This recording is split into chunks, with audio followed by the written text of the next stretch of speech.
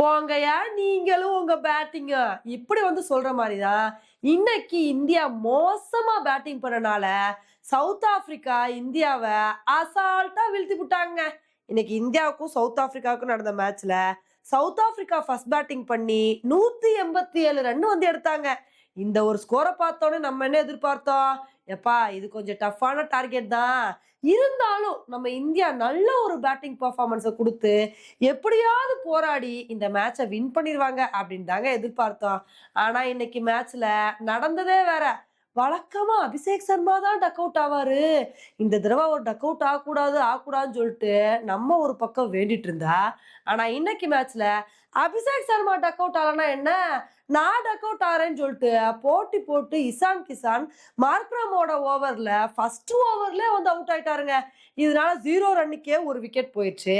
சரி இசான் கிசான் போனா என்ன, அபிஷேக் சர்மா திலக் வர்மா 2 பேரும் சேர்ந்து நல்ல ஒரு பெர்ஃபார்மன்ஸை கொடுப்பாங்கன்னு பார்த்தா, திலக் வர்மா அடுத்த ஓவர்ல நடை கட்டிட்டாருங்க. அவர் அவுட் ஆனது மட்டும் இல்லாம என் பேட்ல பால் படவே இல்லை, நான் ரிவ்யூ எடுப்பேன்னு சொல்லிட்டு ரிவ்யூ எடுத்து அநியாயமா ஒரு ரிவ்யூ வேற வேஸ்ட் பண்ணிட்டாரு. அதுக்கப்புறம் அபிஷேக் சர்மா நல்ல ஒரு இன்னிங்ஸை கொடுப்பாருன்னு பார்த்தா, அவரும் கொஞ்ச நேரத்துல மேக்ரோ ஜான்சனோட பால்ல அவுட் ஆயிட்டாருங்க. ஆனா அந்த விக்கெட்டை மேக்ரோ ஜான்சன் எடுத்திருந்தாலும் கேட்ச் பிடிச்சதுக்கு கார்பின் போஸ்க்கு தாங்க பாராட்டணும். ஏன்னா கார்பின் போஸ்க்கும் கேசவ மகாராஜும் கிட்டத்தட்ட கிரவுண்ட்ல சண்டை போட்டு எப்படியாவது அந்த கேட்சை பிடிக்கணும்னு சொல்லிட்டு உருண்டு பிறண்டு பிடிச்சாங்க. அதனாலதான் அபிஷேக் சர்மாவோட விக்கெட்டை எடுக்க முடிஞ்சுச்சு. சரி என்னதான் 3 விக்கெட் போனாலும் அதுக்கப்புறம் சூரியகுமார் யாதவ், வாஷிங்டன் சுந்தர் இவங்க 2 பேரும் கொஞ்சம் சப்போர்ட் பண்ணுவாங்க, எப்படியாவது நல்ல ஒரு இன்னிங்ஸை கொடுத்துருவாங்க அப்படின்னு எதிர்பார்த்தோம். அதுக்கு தகுந்தாப்புல அப்படியே கொஞ்சம் மெல்ல இன்னிங்ஸை ஸ்டார்ட் பண்ணாங்க. வாஷிங்டன் சுந்தரும் நல்லா ஆரம்பிச்சாரு. அப்படியே இவங்களோட பார்ட்னர்ஷிப் கண்டினியூ ஆகுன்னு நினைச்சா, அப்பதான் கார்பின் போஸ் விடுவேனா நானா அப்படின்னு சொல்லிட்டு ஃபர்ஸ்ட் வாஷிங்டன் சுந்தரை தூக்குனாரு. அதுக்கப்புறம் இவரோட அடுத்த ஓவர்ல சூரியகுமார் யாதவோட விக்கெட்டையும் எடுத்தாருங்க. சரி பின்னாடி ஹார்திக் பாண்டியா, ரிங்கு சிங் இவங்க எல்லாம் இருக்காங்கன்னு நினைக்கும் போது கேசவ மகாராஜா இந்த ஒத்த ஓவர்ல எப்படி இவங்களோட சோழியை முடிக்கிறேன்னு பாருங்கன்னு சொல்லி ஃபர்ஸ்ட் ஹார்திக் பாண்டியாவோட விக்கெட் எடுத்தாரு. அதுக்கப்புறம் ரிங்கு சிங், ஹர்தீப் சிங்னு சொல்லிட்டு ஒரே ஓவர்ல 3 விக்கெட் எடுத்து அசத்தி போட்டாருங்க.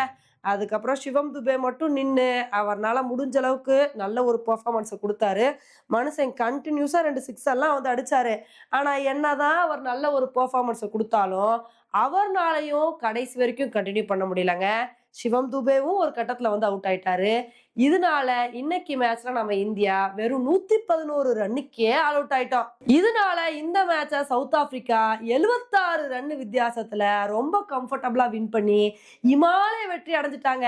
சவுத் ஆப்பிரிக்காவுக்கு இந்தியா மேல என்ன கடுப்போ தெரியலங்க. அந்த கடுப்பு எல்லாத்தையும் சேர்த்து வச்சு இன்னைக்கு ஒத்த மேட்ச்ல காட்டிட்டாங்க. இருக்காதா பின்ன? போன தடவை T20 வேர்ல்டு கப்பை நம்ம சவுத் ஆப்பிரிக்கா வீழ்த்தி தான் வின் பண்ணோம்.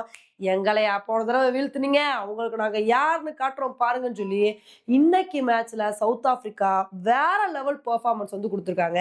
இன்னைக்கு மேட்ச்ல இவங்க ஜெயிச்சதுக்கு காரணம் அவங்க எந்த மிஸ்டேக்கையும் பண்ணலங்க. பேட்டிங்ல அதிரடி காட்டி 187 ரன் எடுத்தாங்க. இவ்வளோ பெரிய ஸ்கோர் எடுத்துட்டோம்லன்னு சொல்லிட்டு அசால்ட்டா இல்லாம இன்னைக்கு ஃபீல்டிங்ல பட்டையை கிளப்பிட்டாங்க. அடுத்தடுத்து ரெகுலர் இன்டர்வல்ல விக்கெட் எடுத்தனாலதான் இன்னைக்கு இந்தியாவை இவ்வளோ தூரம் கண்ட்ரோல் பண்ண முடிஞ்சுச்சு. உண்மையிலே இந்தியாவுக்கு இது தேவையான தோல்வி அப்படின்னு தாங்க சொல்லணும். ஏன்னா கண்டினியூஸா எல்லா மேட்சும் இது வரைக்கும் வின் பண்ணிட்டே வந்தோம். இது வரைக்கும் பாத்தீங்கன்னா நம்ம ஃபர்ஸ்ட் பேட்டிங் பண்ண மேட்ச் மட்டும்தான் வின் பண்ணிருக்கோம். சேஸ் பண்ணி வின் பண்ணவே இல்லை. ஆனா இப்ப சேஸ் பண்ண போய் தோத்துருக்கோம். அதனால சேசிங்ல நம்ம என்ன மாதிரி மிஸ்டேக்ஸ் பண்றோம் அப்படின்றத கண்டுபிடிச்சு இனிமேல் வரப்போற மேட்சஸ்ல அதை ரெக்டிஃபை பண்ணணும். இல்லைன்னா ரொம்ப கஷ்டமா போயிடும். இப்ப இந்த மேட்ச்ல நம்ம தோத்தனால அடுத்து நம்ம வெஸ்ட் இண்டீஸ் கூடயும் ஜிம்பாப்வே கூடயும் ஜெயிச்சே ஆக வேண்டிய கட்டாயத்துல இருக்கோம். அதனால இனிமேல் வரப்போற மேட்ச்ல நம்ம இந்தியா என்ன மாதிரி ஒரு பெர்ஃபார்மன்ஸை கொடுக்குறோம் அப்படின்றத பொறுத்து பார்க்கலாம். ஓகே ஃப்ரெண்ட்ஸ், இந்த ஒரு மேட்சை பத்தி நீங்க என்ன நினைக்கிறீங்க அப்படின்றத என்னோட கமெண்ட் செக்ஷன்ல போடுங்க. இதே மாதிரி இன்னொரு வீடியோல உங்களை மீட் பண்றேன். Bye friends.